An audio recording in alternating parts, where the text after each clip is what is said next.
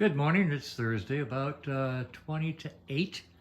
I figure I started around 7:30 or so and cleaned up all these bits and pieces that go into the rear wheel.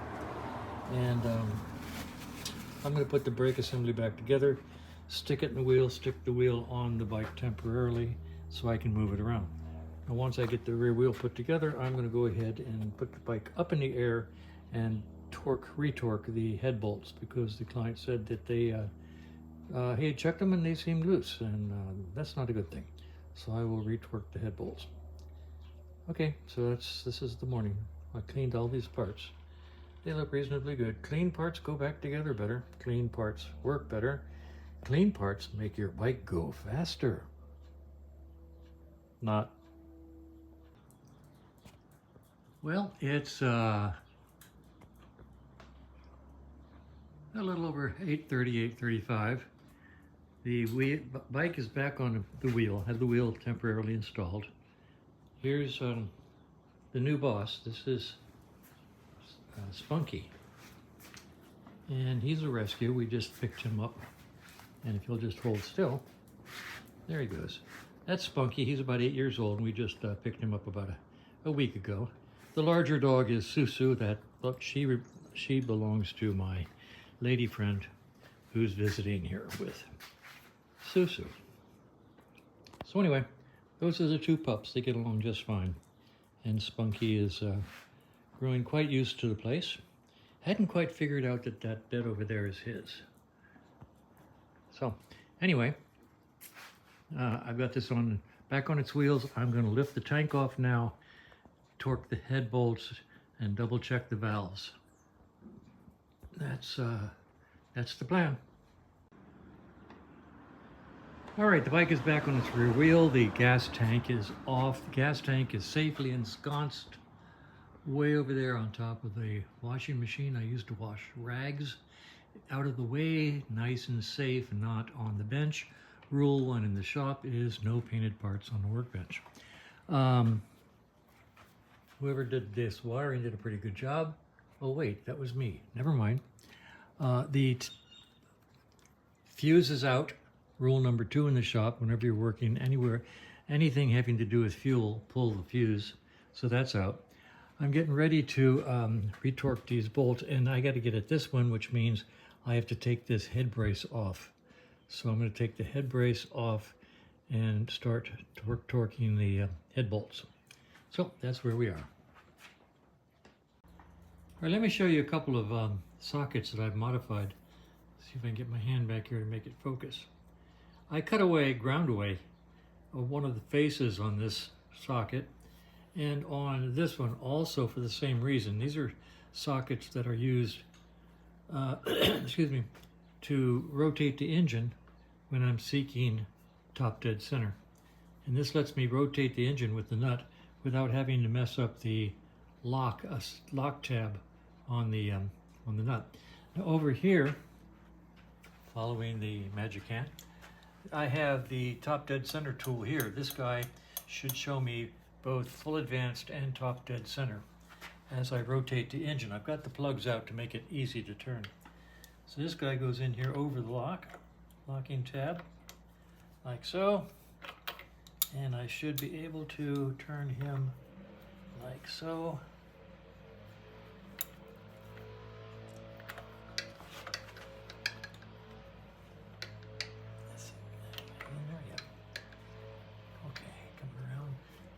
Bend.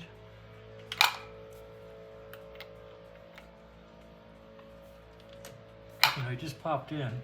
That's probably full advance, and since we're right on the timing mark, that is. So now I'm going to pull him out and keep going around, and that's top dead center. So at this point in time, one of these sides, this is tight. Okay, that's interesting. Let's check. Yeah, boy, they're both tight. And that's a function of me having just retorqued the head and retorqued these rocker boxes. I closed up the gap. Remember, the gap is only 2 and 4. So this one's just barely loose, so I'm going to say that these valves are the ones I'm going to adjust first. Okay? So stand by and I'll get my valve adjusting tool out.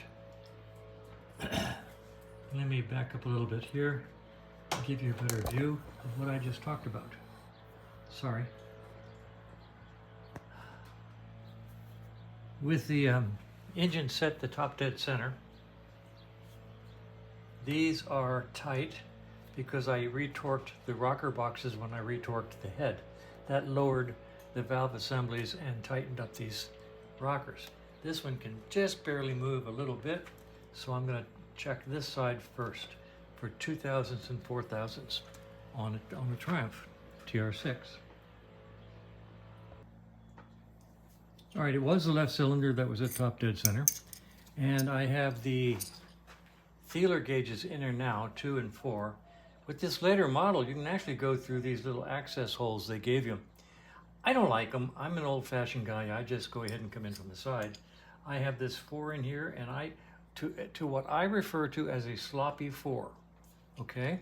And over here I have the 2 in and adjusted to what I call a sloppy 2. In other words, a loose 4 and a loose 2.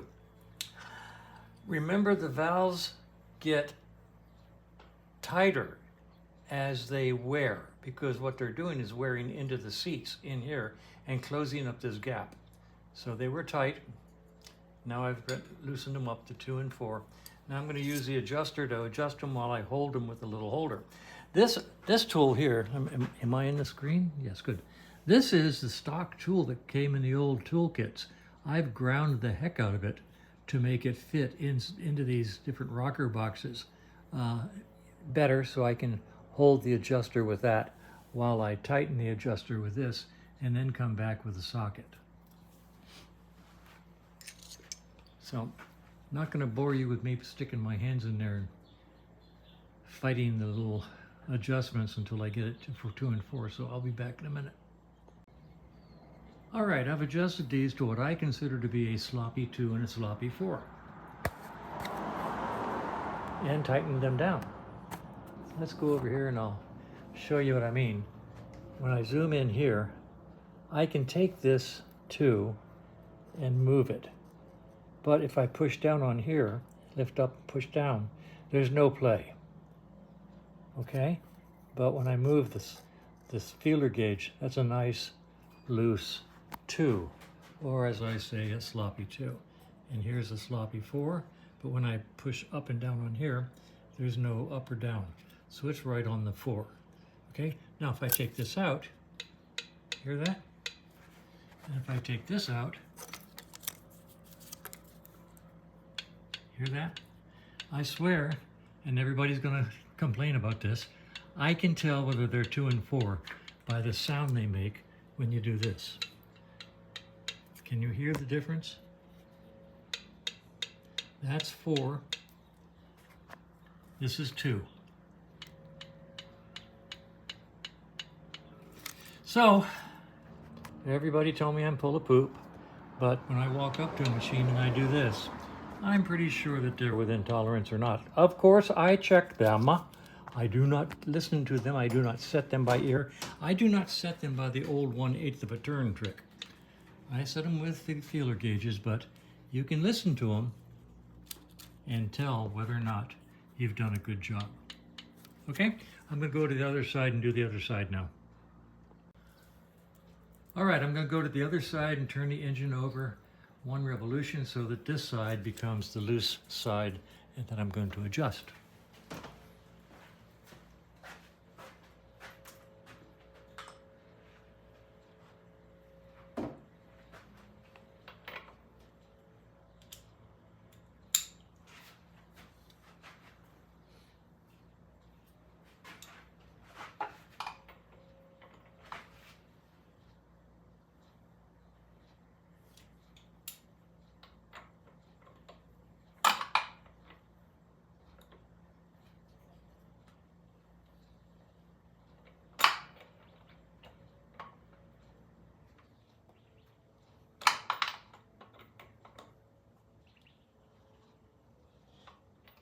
Should be coming up on full advance, and there it is. Pull it up a little bit, go past it, and right there is top dead center. So if I come over to this side and check it, let's see if they're snug or tight.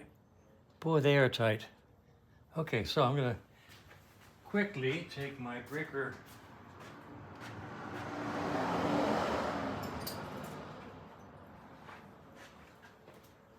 when they're this snug, I just go ahead and loosen them up with this really nice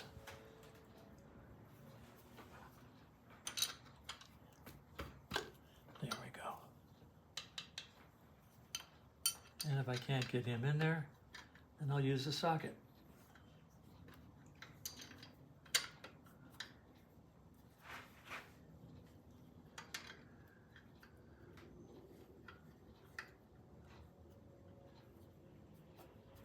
All right, socket time.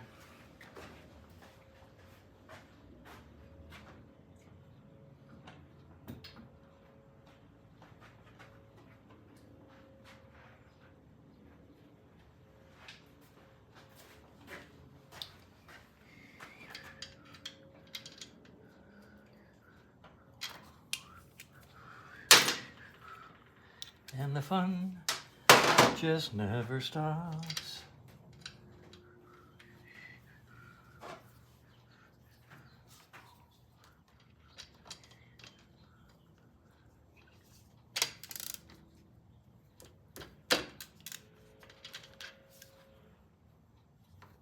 Did that just come free, or did I just pop off of there? Nope, it's free. Let's see if I can loosen this some.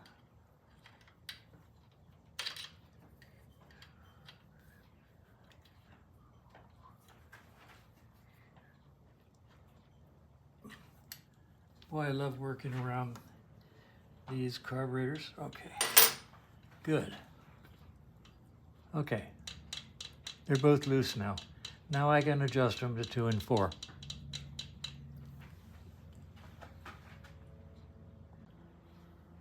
All right, so I've got this side done to a nice sloppy 2 and 4. Here's the 4, and it moves nicely. And if I push down on this, it locks up. If I lift up on it, there's no play. It's not moving, so it's a nice solid 4, sloppy 4 lets it move. Same thing back here with the 2. You really can't see this, I know. But basically, no play, but it is movable. So I'm going to take these out, and let's listen to the clicks. Can you hear that? I'll get a little closer just for the heck of it.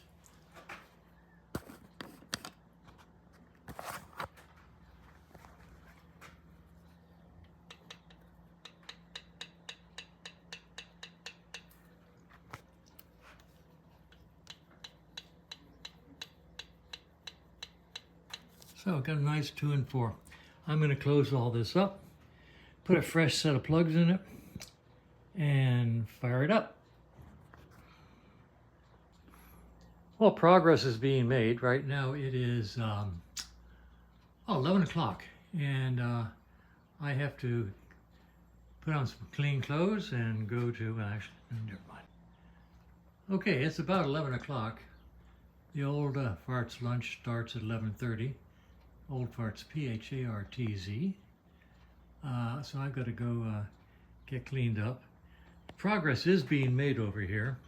I've got the head mount on, which is probably the hardest part of this deal because this doesn't have the later model nut in here, one that's mounted on a square plate.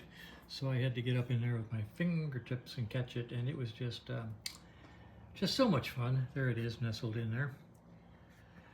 So anyway, the rest of this ought to be reasonably straightforward, but I thought I'd show you something interesting. I've been working on this, so I don't know how long, but I got the book out showing me the various and sundry notes on torque values. And so far in this process of just retorquing the heads and setting the valves, I've used all these tools, at least every one, at least once or twice. So, you know, it's the old 5-minute job, right? It always takes longer than you ever expect. All right, the tank is mounted, gas line's hooked up. I'm going to clean the pilot jets and lower the bike down and see if it'll start. And it's 1:30, if I can make this thing zoom. Yeah, about 1:30, and I'm back from lunch with the old guys. Old farts. P-H-A-R-T-Z, the old farts. So let's see what happens. All right, we're going to try a cold start. Gas is on, tickled good. Ignition lights comes on. I cleaned the pilot jets, and it theoretically was ready to go. Let's find out.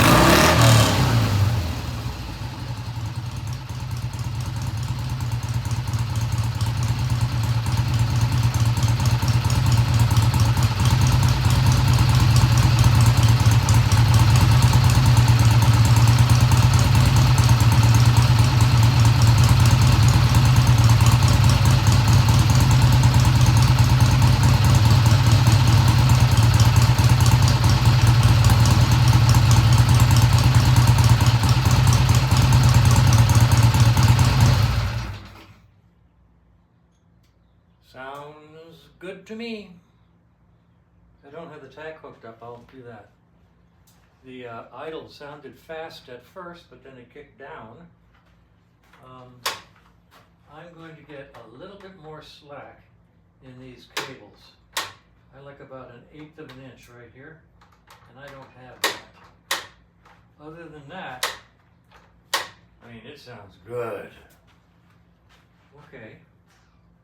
So I'll check the work order and see what else, but I think I'm waiting on tires now and a few other odds and ends. So far so good. It's a good day.